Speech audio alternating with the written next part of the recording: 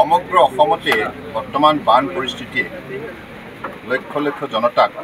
যথেষ্ট ক্ষতি কৰিছে আৰু এই মুহূৰ্তত ক্ষতিগ্ৰস্ত জনতাক সকাহ দিবৰ বাবে অসম চৰকাৰৰ তৰফৰ পৰা পৰ্যাপ্ত পৰিমাণে বান সাহায্য যোগান ধৰা হৈছে আৰু মুখ্যমন্ত্ৰী ডক্টৰ হিমন্ত বিশ্ব শৰ্মা ডাঙৰীয়াৰ লগতে তেখেতৰ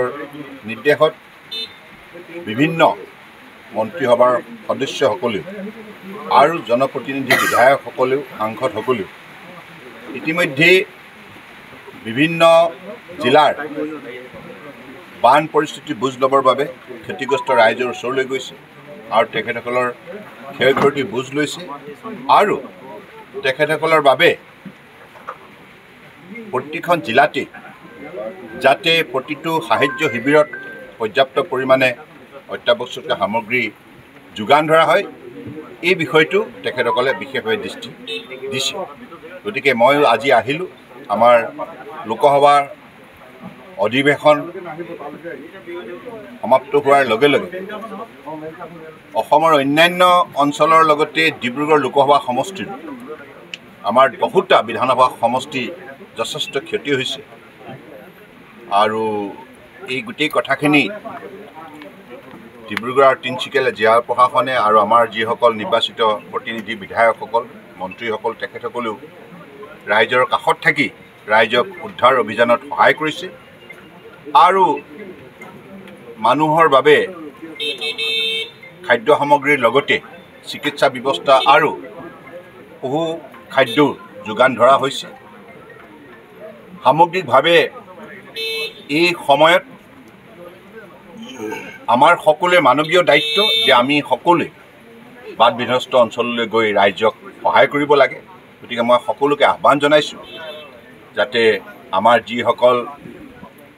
NGO ট্ৰাষ্ট বিভিন্ন ধৰণৰ যিসকলে সমাজ সেৱাৰ কামত সদায় আত্মনিয়োগ কৰি আহিছে তেখেতসকলেও এই ক্ষেত্ৰত আগবাঢ়ি অহা উচিত আৰু ইতিমধ্যে অসমৰ বানপানীক লৈ ভাৰতবৰ্ষৰ মাননীয় প্ৰধানমন্ত্ৰী নৰেন্দ্ৰ মোদী ডাঙৰীয়াই গোটেই ক্ষয় ক্ষতিৰ বুজ লৈছে মুখ্যমন্ত্ৰী ডক্টৰ হিমন্ত বিশ্ব শৰ্মাৰ সৈতে আলাপ আলোচনাও কৰিছে আৰু মই এই ক্ষেত্ৰত মুখ্যমন্ত্ৰী ডাঙৰীয়াৰ লগত আলাপ আলোচনাত মিলিত হৈছোঁ আৰু লগতে ৰাজ্যৰ প্ৰশাসনৰ মুৰব্বী মুখ্য সচিবৰ সৈতেও কথা বতৰা পাতিছোঁ আমাৰ এটাই এই মুহূৰ্তত উদ্দেশ্য হৈছে যে জনসাধাৰণক সহায় কৰা আৰু বিভিন্ন ঠাইত ইতিমধ্যে আমাৰ যিবিলাক মথাউৰি ভাঙিছে সেই মথাউৰিৰ কামো বানপানী শুকোৱাৰ লগে লগে আৰম্ভ কৰাৰ কথা ইতিমধ্যে চৰকাৰৰ তৰফৰ পৰা অৱগত কৰা হৈছে গতিকে আমি এই মুহূৰ্তত জনতাৰ সৈতে আমি আছোঁ আৰু লগতে যিবিলাক ঠাইত ততাতৰীয়াকৈ কাম আৰম্ভ কৰিব পাৰি সেইবিলাকত কাম আৰম্ভ কৰা হৈছে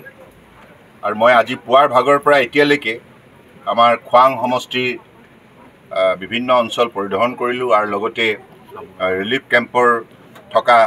ক্ষতিগ্ৰস্ত ৰাইজৰ লগতো মত বিনিময় কৰিলোঁ তেখেতসকলে মোক জনাইছে যে ৰিলিফ মেটেৰিয়েল যথেষ্ট পৰিমাণে পাইছে আৰু ঠিক তেনেদৰে চাবুৱা লাহোললৈ আহিলোঁ গুইজান দিনজান খামটি গোহালি আৰু এই গেৰেকী বিন্ধাগতা টেঙাবাৰী ইত্যাদি এই অঞ্চল আপোনালোকেও নিজে আছে ভ্ৰমণ কৰিলোঁ গতিকে আমাৰ সকলোৰে এতিয়া লক্ষ্য হৈছে যে এই মুহূৰ্তত জনসাধাৰণক সহায় কৰে